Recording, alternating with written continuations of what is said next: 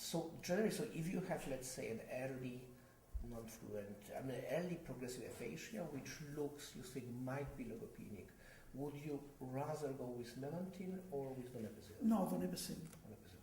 Absolutely, donepezil. Donepezil or galantamine, because the only trial that have shown some improvement, some stabilization in these patients was with galantamine.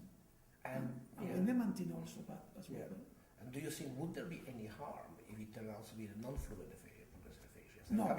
So I'm coming back to this idea that basically we could possibly try and then we'll see. Not at all. 10% of patients with non-fluent PPA have Alzheimer's disease on neuropathology, so that it is important to treat all patients at least during a period in order to know we have some stabilization of some improvement.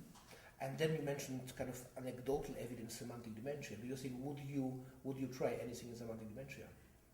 When I examine a patient with semantic dementia, I use combined medication, memantine and a cholinesterase inhibitor, because only around 10% of patients with semantic dementia will have Alzheimer's disease, and moreover, there's a very recent trial that have shown improvement of patients with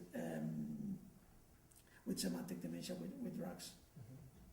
But Marcel Mesulan, that is the father of the primary progressive aphasia,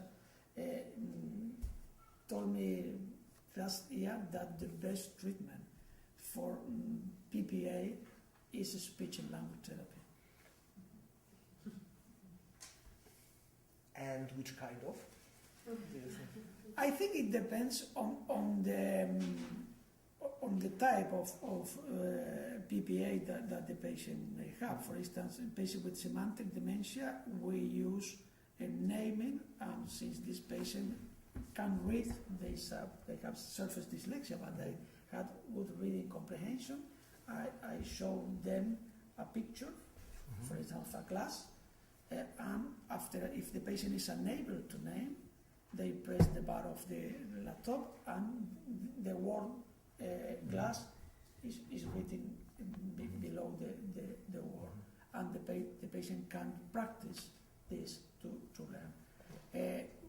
We study a patient with the Manchester group in a single woman with semantic dementia, and we found that she not only improved, but the gains obtained remained stable during 6 months after interrupting the treatment.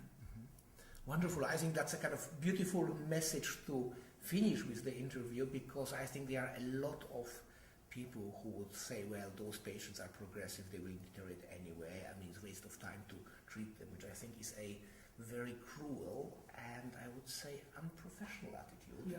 And I think it's very, very nice to say that, leading figures in progressive aphasia believe that speech language therapy can and should be applied to this patient group. So thank you very much indeed. My pleasure. And I would open now the discussion to everybody. So.